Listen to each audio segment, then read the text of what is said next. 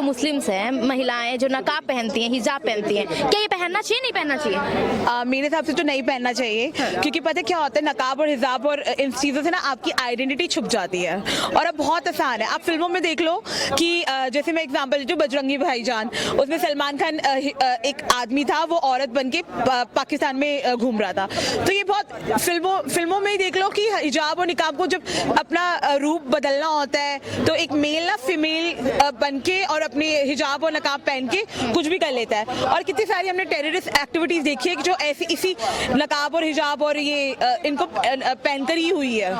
तो ये मतलब इंडिया में पूरी तरीके से बैन क्यों नहीं हो जाता फिर, अगर इतना दिक्कत है तो? इंडिया में इसलिए बैन नहीं हो रहा, देखा जाए तो बहुत सारी कंट्रीज है जहाँ पे बैन हो गया है, जैसे कि इटली है और बहुत सारी कंट्रीज में, इटली है, मुझे नाम याद नहीं आ रहे किन कंट्रीज में हो गया, पर बहुत सारी कंट्रीज का मैं एक बार पढ़ रही थी, काफी सारी कंट्रीज में बैन कर रखा है। इवन मैंने ये हैरान थी कि मुस्लिम कंट्रीज में भी बैंड है, वो भी बैन करते, वो भी ये मानते हैं कि ये जो है ये जो कॉस्ट्यूम है ये कोई रिलीजियस कॉस्ट्यूम नहीं है, इसको रिलीजियस कॉस्ट्यूम का वो दिया गया है। और अगर ये हिजाब नकाब और इतने ही एम्पावरमेंट टूल है विमेंस के लिए, तो मैं कहूँगी अफगानिस्तान सबसे ज्यादा डेवलप कंट्री होनी चाहिए। मेरा ये सवाल है कि जब अगर आप वेस्टर्न ड्रेस पहन सकती हैं तो जो महिला अपने इच्छा के अनुसार हिजाब नहीं पहन सकती है? आप पहनो, घर पे पहनो, लेकिन आपकी आइडेंटिटी आप देखो ना, आप कोई भी मैन फीमेल बन के आ जाए तो मैं कैसे पहचानूंगी कि वो मेल है या फीमेल है?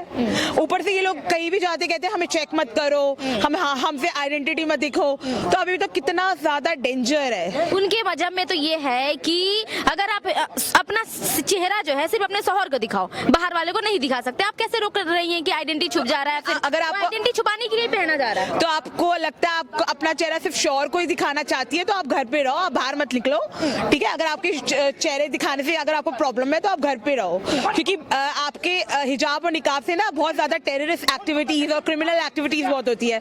अगर आप देखोगे सबसे ज्यादा child kidnapping, sex trafficking, terrorist, इस तरह की सारी एक्टिविटीज में हिजाब निकाब का बहुत बड़ा रोल है। लेकिन वो तो कहते हैं कि जो महिलाएं हिजाब पहनती हैं उनके तरफ मर्द जो है कम नजर डालते हैं, और जो लड़कियां वेस्टर्न ड्रेस पहनती है उनकी तरफ मर्दों का नजर ज्यादा रहता है। कहीं ना कहीं ड्रेस जो है सामने वाले को अट्रैक्ट करता है, तो इसके लिए हिजाब ज्यादा जरूरी है।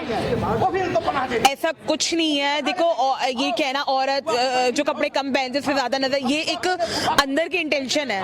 आप कपड़ों को ब्लेम करते रहोगे ना तो आप इस तरह की इंटेंशन को बढ़ावा ही दे रहे हो।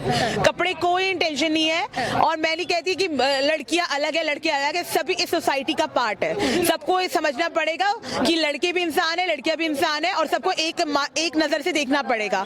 इसमें ड्रेस कॉस्ट्यूम को अगर ब्लेम डालोगे तो ऐसी इंटेंशंस, गंदी इंटेंशंस को बढ़ावा मिलता है। फिर कॉस्ट्यूम तो हिजाब भी है, वो अपने तरीका से पहनती हैं। वो ऐसा कॉस्ट्यूम है जिससे आप अपनी आइडेंटिटी को छुपा के कुछ भी क्रिमिनल एक्टिविटीज में यूज होता है। आप बताओ वेस्टर्न ड्रेस में कौन सी एक्टिविटी अपनी आइडेंटिटी छुपा के कोई क्राइम होता है? वेस्टर्न में बंदे का सामने चेहरा आ जाता है। ठीक है, चलिए, क्या कहना चाहेंगे जो एक्स मुस्लिम का प्रोग्राम हो रहा था अभी, एक्स मुस्लिम जो हमारे हिंदू धर्म में आए हैं, तो कितना हमारे धर्म को फॉलो करेंगे? एक्स मुस्लिम ये ऐसा है कि ये सबसे पहले आप अपना नाम बता दीजिए। मेरा नाम मुन्ना लाल है। अच्छा, तो आप बताइए कि एक्स मुस्लिम जो हमारे हिंदू धर्म में आए हैं, क्या लगता है आपको कि हिंदू धर्म को उसी तरीके से फॉलो करेंगे जिस तरीके से हम लोग फॉलो करते हैं? हाँ, ये फॉलो करेंगे। इन्होंने काफ़ी इस्लाम की जानकारी दी, और जिस तरीके से इन्होंने जानकारी दी, कोई मौलवी मुल्ला जितना भी बड़ा हो वो नहीं दे सकता आम जनता को। क्यों नहीं दे सकता?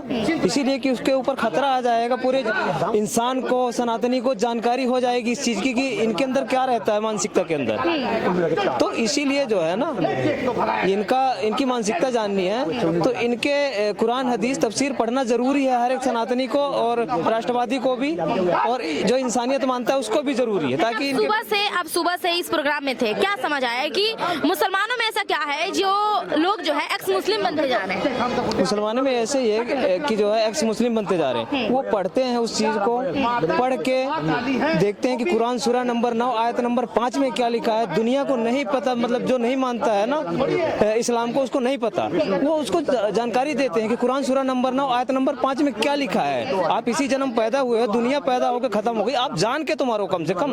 और जो अगर गलत है उसको गलत डिफेंड करो, उसको गलत डिफेंड करो, उस चीज को और को भी बताओ, तुम और को भी बता सकते हो। तो ये जो है एक्स मुस्लिमों का कहना है कि जानो फिर मानो, अगर मानने लायक है, मानने लायक है। तो क्या मतलब ये लोग पढ़ लिया और इनको लगता है कि मानने लायक नहीं है? इनके मानने लायक नहीं है, जो जान रहा है उसके लिए मानने लायक नहीं है बिल्कुल भी। और जो नहीं जान रहा है, दूसरे के मानसिकता में चल रहा है, दूसरे के मानसिकता आई मीन जो है मस्जिद में मौलवी जो बता रहा है सिर्फ उसके मानने पे जो है ना, जो अनपढ़ जो है जाहिल चल रहे हैं रोडों पे, और अगर कोई जो है इनके अल्लाह के बाप का नाम, मोहम्मद के बाप का नाम पूछ ले तो मारने के लिए दौड़ते हैं।